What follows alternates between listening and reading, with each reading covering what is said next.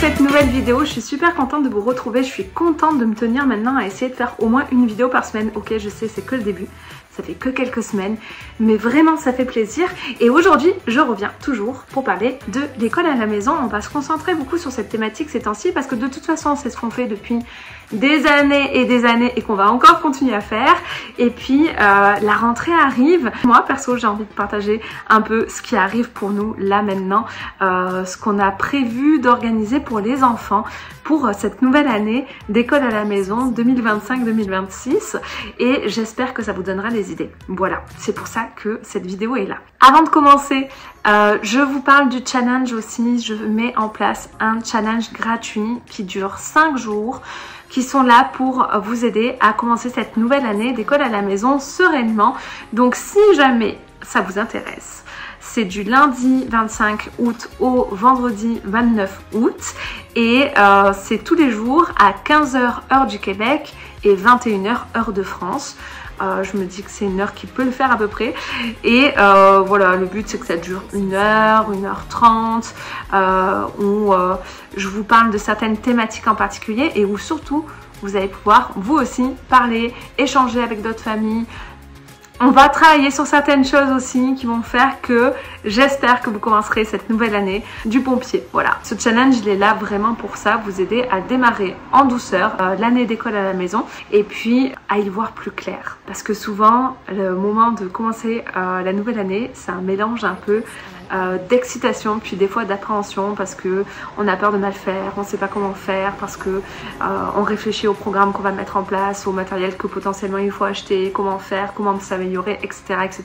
Et si j'en fais pas assez, bref, il y a plein de questions comme ça qui peuvent venir et je pense qu'on peut s'alléger un peu et donc on va discuter de tout ça. Voilà, il y a 5 jours qui sont là exprès pour se préparer au mieux et se sentir bien pour commencer cette nouvelle année. Donc si jamais tu veux te joindre à nous pour ce challenge, tu es le ou la bienvenue. Je vais mettre le lien pour t'inscrire juste en dessous. Et puis voilà. Donc ça, c'était le petit disclaimer. C'est bon, c'est passé, on passe à autre chose. Et on va parler justement de ces activités qui vont venir pour nos enfants pour cette nouvelle année d'école à la maison. Parce que cette année, en fait, cette année, on a décidé de faire un peu différemment. C'est-à-dire que l'année dernière, pour les enfants, avec tout notre groupe, on a tout un groupe en fait de familles francophones, je précise parce qu'on est dans une province majoritairement anglophone. Donc on a tout un groupe de familles francophones. On se voit toutes les semaines, autant que faire se peut. Hein. Ça arrive des fois qu'il y a une semaine où on ne se voit pas pour X raisons, on est malade ou ci ou là, mais sinon on essaie de se voir vraiment régulièrement, une à plusieurs fois par semaine, de mettre en place des activités, etc. Donc ça, le groupe, ben, moi ça fait 2 ans et demi que je suis ici et on est arrivé en juin et ça a commencé à se mettre en place en septembre, quand, après notre arrivée, où justement il y avait plusieurs personnes francophones qui avaient cette envie et cette volonté de créer un groupe, une communauté d'école à la maison en français, parce que ben, justement comme l'anglais est partout, c'est pas si simple que ça de conserver la langue française dans un environnement anglophone et donc c'était important pour de nombreuses familles de se rassembler pour faire l'école à la maison en français à ses enfants et c'est bien plus simple quand l'environnement est plus francophone, quand on voit régulièrement notre famille qui sont francophones, etc. Bref, donc il y a ce groupe qui est né et qui petit à petit grossit d'année en année, des fois de mois en mois. Donc il y a des nouvelles familles qui se joignent. Là il y en a une qui commence à arriver aussi, donc ça fait super plaisir quand on voit de nouvelles familles arriver, quand on voit que le groupe grandit et puis c'est toujours très enrichissant pour tous. Ça crée de nouveaux liens, de nouvelles amitiés et puis de nouvelles opportunités pour tous aussi. Et c'est de ça dont on va parler. L'année dernière on avait organisé des activités, on s'était vu avant la rentrée et puis on avait bu un coup quelque part et on s'était dit entre mamans, on n'était que entre mamans et on s'était dit ben tiens, qu'est-ce qu'on pourrait faire cette année, qu'est-ce qu'on pourrait proposer comme activité, etc. Et moi j'avais un petit côté où j'étais un peu chiffonnée parce que je me suis dit c'est super cool, je trouve ça génial, mais c'était important pour moi qu'on puisse aussi demander aux enfants leur avis. Puis on l'a pas fait comme ça l'année dernière, les enfants ont aimé, se sont amusés, il n'y a pas de problème. Mais là, c'est ça que j'ai proposé cette année, cet été en fait de se rassembler avec les enfants pour que chacun puisse exprimer ce qu'il aimerait faire découvrir l'année suivante. Donc il y a eu vraiment des réponses très intéressantes et moi j'ai adoré ça dans le sens où on se rend compte, et vous allez le voir, je vais vous partager des idées qu'ils ont eues. On se rend compte que c'est des idées vraiment très, j'allais dire terre à terre. En fait c'est des choses qui sont tellement utiles dans la vie de tous les jours, c'est fou. Et c'est pas des choses qu'on voit à l'école de manière classique. Ça arrive des fois certaines choses, mais vraiment pourtant c'est la base en fait. C'est la base quand tu vis, quand tu grandis, quand tu deviens adulte, il y a des choses que tu apprends sur le tas, alors qu'en fait si tu les avais appris plus jeune, bah, ça aurait été super cool et puis ça t'aurait peut-être facilité. Donc c'est vrai qu'à l'école on se concentre souvent sur des choses plutôt voilà, les mathématiques, le français, etc. C'est génial. Ça peut être vu d'autres manières. Et puis, il y a tellement d'autres activités qui concernent la vie de tous les jours, qui sont intéressantes et qui seraient importantes pour les enfants que voilà. Et ça a été très parlant de voir ce qu'ils ont partagé. Donc, je vais vous partager ça. J'ai mon ordi, il y a toutes les notes dedans. Je vais vous partager en gros les idées qu'ils ont eues, ce qu'ils veulent expérimenter dans l'année et peut-être que ça vous donnera des idées. Mais si jamais vous êtes en école à la maison et que vous avez un petit groupe comme ça, c'est pas trop tard et ce serait vraiment cool, je pense. Je pense que c'est une bonne idée de se rassembler ensemble pour laisser l'opportunité aux enfants de s'exprimer. Après, bien sûr, en tant qu'adulte, on peut rajouter des choses, ça vraiment, pourquoi pas. Mais les laisser s'exprimer sur ça. On a tous les âges, hein. On a des tout petits, on a les enfants, ils vont de, bon, il y a des bébés, hein, mais sinon ils vont de 3 ans, on va dire, à 11 ans. Donc on a tous les âges. Donc plusieurs qui sont plus grands, d'autres plusieurs qui sont aussi plus petits. Donc ça se retrouve bien entre eux. Enfin, on a le groupe des grands, le groupe des petits, mais ils se mêlent bien entre eux aussi. Ça fonctionne très bien. Donc ce qui a été demandé. Alors il y a un des enfants qui aimerait faire des randonnées plus souvent et apprendre à reconnaître les plantes comestibles en fait. C'est ça qu'il nous a dit. Mais ça c'était un des plus grands. Donc lui il a 9 ans. Il a 9 ans. Ma fille aînée a dit j'aimerais faire du camping. Et ça c'est quelque chose qu'on va faire dans pas longtemps. Fin août on le fait et qu'on a déjà fait l'année dernière fin août aussi. Et c'est quelque part comme une sorte de petite... de rencontre de quelques jours entre familles d'école à la maison justement où on va fêter la nouvelle année en se retrouvant tous ensemble en camping, en se baignant au lac, etc. et c'est vraiment cool. Donc ça on a dit pas de problème, ça va être bientôt validé. Faire du vélo ensemble. Après il y avait planter des arbres. Ça c'est un enfant de 3-4 ans qui a demandé ça. Après mon fils Gustave adore les jeux de société, donc il a dit j'aimerais faire une journée de jeux de société parce qu'on en avait déjà parlé ensemble. Et du coup il y a eu plein d'idées comme ça. Donc en gros journée jeux de société, journée toupie, des toupies Beyblade, ça c'est des grands, hein. Journée Pokémon et journée à Cup. Donc Cup c'est un parc d'intérieur en fait où les enfants peuvent s'amuser, où il y a des structures de jeux, etc. Pourquoi pas l'hiver quand il fait très froid, ça peut être intéressant et changer, tu sais, c'est pas quelque chose qu'on fait tous les jours. Il y a une demande de visite de zoo et d'aquarium, donc ça demanderait qu'on aille à Toronto et donc qu'on organise une sortie jusqu'à Toronto qui a 4-5 heures de route quand même, mais on s'est dit pourquoi pas pour la fin de l'année scolaire justement, quand il commence à faire beau, chaud au printemps. Ça pourrait être quelque chose là, mai-juin, où on se ferait une grosse sortie. Il y en a beaucoup qui rêveraient de prendre le train, qui l'ont pas encore pris. Parce que le train, c'est pas comme en France, hein. C'est pas si accessible, je trouve. Déjà, c'est très cher, mais aussi, c'est très lent. Il y en a pas tant que ça, en tout cas là où on est. C'est vraiment pas très bien desservi. Mais ça pourrait être super cool. Mais c'est d'une lenteur, c'est impressionnant, genre... genre il y a des trains, des fois je vois passer des trains de marchandises, on a quand même une voie de ferrée pas très loin, des trains mais de marchandises qui sont d'une longueur impressionnante, genre 70-80 wagons au moins. Je me suis amusée un jour à compter, il y avait, je sais plus combien il y en avait, mais il y en avait au moins 70, c'était complètement fou. Et puis une lenteur Waouh! En fait, tu sais que si tu as un train qui passe, s'il est long, tu peux attendre 10 minutes facile, voire 15. C'est complètement fou. Bref, c'est une expérience. Mais franchement, ce serait cool parce que aussi, ça apprend à voyager en lenteur, à profiter du paysage. En plus, dans le train, tu peux circuler comme tu veux et tout. Moi, je travaillais dans les trains, donc ça me ferait découvrir autrement parce que j'étais à la SNCF en France. Et puis là, c'est autre chose. Donc, pourquoi pas? Ce serait intéressant. Ensuite, il y a une enfant qui a demandé à refaire les ateliers d'argile en géographie que je fais Montessori. Donc, on va remettre ça en place. Il y en a qui veulent reprendre les arts martiaux. Il y a un des enfants qui a proposé de faire des ateliers de réparation de vélos. Donc lui, il sait réparer les vélos, donc c'est le plus grand, il a 11 ans.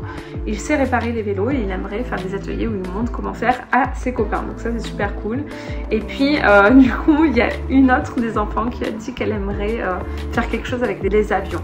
Donc là, moi, je pensais peut-être, on a un aéroport pas très loin, donc ça pourrait être intéressant, peut-être de s'y rendre, de trouver un contact là-bas pour voir si on peut faire une visite ou... On sait pas. Faut demander. Qui ne tente rien n'a rien, comme on dit. Ils étaient très nombreux à vouloir construire une maison. Oui, une maison. Pas une cabane, une maison, genre une petite maison. Hein. Et ma fille, je sais que ma fille aînée, elle veut faire ça depuis longtemps. Et on a quand même pas mal de personnes qui construisent dans notre entourage. Donc... possiblement, on pourrait organiser quelque chose de sympa. C'est vraiment à réfléchir, ça serait cool. Il y a, je crois que c'est Charlotte qui a dit ça, qu'elle voulait fabriquer un doudou. Voilà, fabriquer un doudou. Pourquoi pas faire un atelier de fabrication de peluches. Ensuite, les ateliers de cuisine. Alors ça, donc des ateliers de sushi. Donc ça c'est bien, on est deux à savoir en faire, une amie et moi. Les plus grands veulent vraiment faire un truc où ils cuisinent et donc on leur a proposé de cuisiner pour les plus petits. Donc les plus grands se mettent ensemble, ils cuisinent, les petits pourraient peut-être préparer la table, etc., décorer ou quoi. Et puis il y a un énorme repas festif qui se fait. Donc ça, on va voir pour ça. Voilà, des choses en lien avec l'alimentation, faire des glaces aussi, de la crème glacée. Ça c'est ma fille, c'est ma plus grande. Et ensuite, ils aimeraient créer un magasin. Donc chacun avec son rôle et sa responsabilité, etc. Donc pourquoi pas. En tout cas, on sait qu'on peut faire des marchés régulièrement. J'ai déjà fait une vidéo sur ce sujet, je la mets là. Vous pourrez cliquer dessus et découvrir si ça vous intéresse d'en savoir plus. Mais justement, il y a eu un festival en fait en septembre qui a lieu, qui est francophone. Et il est possible potentiellement que les enfants y vendent des créations, etc. Donc déjà il va y avoir une vente prochainement. Mais ouais, ils aiment bien pouvoir faire des choses comme ça. Faire une journée troc aussi. Ça c'est ma fille aînée aussi qui aimerait faire du troc, que chacun amène des choses dont ils ne se servent pas, etc. Et qu'il aimerait échanger. Créer un jeu de société, créer un spectacle. Ouais, là c'est des trucs que nous on propose en tant que parents. Donc dans les choses que nous on avait comme idée, alors il y a une des familles qui a adopté des chèvres il n'y a pas longtemps et on va bientôt faire une sortie pour aller nourrir les chèvres et se balader avec elles. Donc ça va être super cool. Il y a une des mamans qui voudrait vraiment créer un spectacle comme de théâtre, donc ça serait vraiment sympa aussi. Ça c'est moi qui propose, c'est la création de podcasts. Ben, vous savez que je fais YouTube, etc., que je m'y connais bien quand même dans ça. Donc je me disais que ça pourrait être super sympa que les enfants créent un podcast, qu'on cherche le nom ensemble, que chacun en fait puisse aborder les choses qu'il aime, faire des interviews, enfin tu sais, qu'ils s'interviewent entre eux ou qu'ils présentent juste un sujet comme ça. Et pourquoi pas, s'ils sont plus à l'aise, qu'ils prennent confiance, etc., interviewer des adultes, genre sur leur métier, ce qu'ils font dans la vie, etc., avec leurs questions à eux. Et je pense que leurs questions vont être bien différentes de ce que ferait une personne adulte lambda, quoi, tu vois, parce que c'est pas les mêmes points de vue, on pense pas tout à fait de la même manière et c'est très rafraîchissant et très intéressant. Donc ça c'est une idée que j'ai. Puis comme il y en a quand même quelques-uns qui aiment les jeux de société, pourquoi pas essayer de créer un jeu de société dans l'année, pourquoi pas. Ensuite on s'est dit que on allait faire des journées à thème, parce que c'est quelque chose ici qui se voit beaucoup à l'école. Donc ça c'est une idée inspirée de ce qu'on voit dans les écoles classiques. C'est au moins une fois par mois une journée sur un thème en particulier. Donc des fois c'est en lien avec une fête, des fois Souvent c'est en lien avec une fête, mais pas forcément. Et puis il y a aussi en général une fois par mois, comme la journée cinéma, où ils vont à l'école avec leur pyjama, leur couverture, leur doudou. Et puis doudou c'est le terme français de France, mais français de Canada ce serait toutou. Bref, leur toutou. Et puis ils se calent en fait devant un film à l'école, etc. avec les pop-corn ou des choses comme ça. Et on s'est dit qu'on pourrait faire quelque chose comme ça parce que c'est quand même sympa. Tu sais, ça change de ce qui est fait habituellement. Puis ça leur fait quand même des bons souvenirs aussi. Donc on se dit qu'on va certainement faire quelque chose comme ça, genre une fois par mois ou quoi, des journées à thème, etc. Voilà, est-ce qu'il y a d'autres choses? Il y a plein d'idées, après ça va être plus les idées des parents, mais voilà en gros, ouais, voilà. Ouais, nous on pensait, on aimerait les emmener visiter la station de pompiers, visiter un endroit où il faut pousser des pommes de terre, etc. Mais il y a beaucoup aussi de sorties avec le groupe anglophone aussi, le groupe au sens plus large d'école à la maison où tu as autant des familles francophones que anglophones. Et ils font beaucoup de sorties aussi au cours de l'année. Donc ça c'est que nos sorties auxquelles on a pensé nous en tant que famille francophone dans notre petit groupe. Mais au groupe élargi il y a vraiment beaucoup de choses, parfois même dans les universités, etc. Et ça arrive qu'il y ait des professeurs qui proposent des ateliers découvertes, des journées découvertes sur tel métier, etc. Vraiment il y a des trucs super sympas.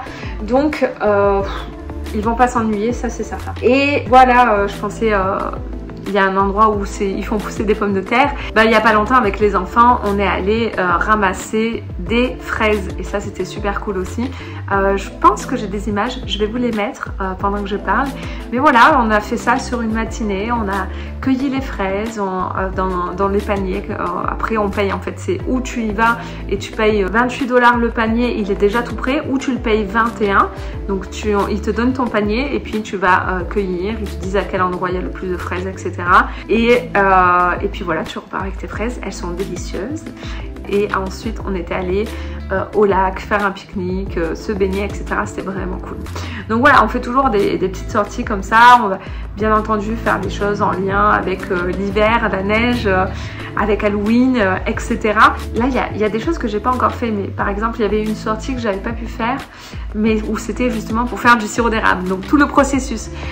Ici ils sont nombreux à le faire, hein, c'est dans la culture canadienne, donc et il se trouve qu'on a des érabliers dans notre jardin, donc on en a 2 qui sont bons et avec lesquels on pourrait le faire, et les autres sont trop jeunes, donc ça risquerait de les tuer, donc on ne veut pas faire ça. Mais en tout cas, un ami nous a dit, qui lui aussi est papa d'une enfant qui fait l'école à la maison, si vous voulez l'année prochaine on viendra et puis on vous montrera comment faire, on fera tout le truc ensemble. Donc ça c'est super cool. Mais voilà, il y a tellement d'activités possibles et imaginables. Après quand c'est l'hiver, tout simplement patiner, faire de la luge, etc. que je m'inquiète pas pour l'année. Mais il y a des gros projets comme ça qu'on va organiser, et donc on doit se revoir entre mamans pour savoir comment on s'organise spécifiquement, faire comme une sorte de planning. Et puis après bien sûr tout est amené à évoluer, ça peut être flexible, mais au moins on pose une base pour l'année et on voit après comment on fait évoluer les choses. Voilà. Donc c'est tout pour cette vidéo qui est déjà bien longue. J'espère que ça vous aura donné des idées d'activités pour vos enfants. Et surtout j'espère que vous pourrez demander à vos enfants, enfin vous rassembler en famille comme ça si vous faites l'école à la maison, et leur demander qu'est-ce qu'ils aimeraient explorer en particulier, parce qu'il y a toujours des réponses super intéressantes. Et je trouve, pour moi c'est leur année d'école à la maison. Donc ça me paraît normal qu'ils choisissent ce que eux aimeraient faire, ce que eux aimeraient découvrir. Et je pense qu'ils vont apprendre encore plus en faisant quelque chose qu'ils ont envie de faire, qu'ils ont envie d'explorer. Et à partir de ça, tu peux apprendre un tas de compétences en français, en mathématiques, etc. Il suffit juste de faire des extensions d'activités, de faire des liens, etc. C'est pas un problème. Mais en tout cas, je trouve ça vraiment cool. Puis bien sûr, j'en ai pas parlé, mais il y a toujours les sorties classiques du genre les musées, etc. Bon, ici on en a, il y en a un peu partout, ça c'est pas quelque chose de difficile à faire. Les sorties en nature, il y a trop de choses. Il y a beaucoup de choses qui sont possibles et c'est ça qui est fantastique et c'est ça qui est génial. Donc j'espère que, franchement, si jamais vous faites ça avec les enfants, que vous leur demandez ce qu'ils aimeraient faire dans l'année, etc., que vous faites des rencontres de famille, j'aimerais bien savoir, vous, quelles sont les idées des enfants de votre côté, parce que ça peut être inspirant, ça peut donner des idées à tout le monde et je trouve ça fantastique. En tout cas, maintenant, je m'arrête pour de bon. J'espère que ce format de vidéo vous plaît. Et surtout, si vous voulez que je vous parle de choses en particulier, n'hésitez pas à me le mettre en commentaire parce que ça me fera plaisir de parler de thèmes qui vous intéressent particulièrement et sur lesquels peut-être je peux apporter un autre éclairage. Donc n'hésitez pas à le dire.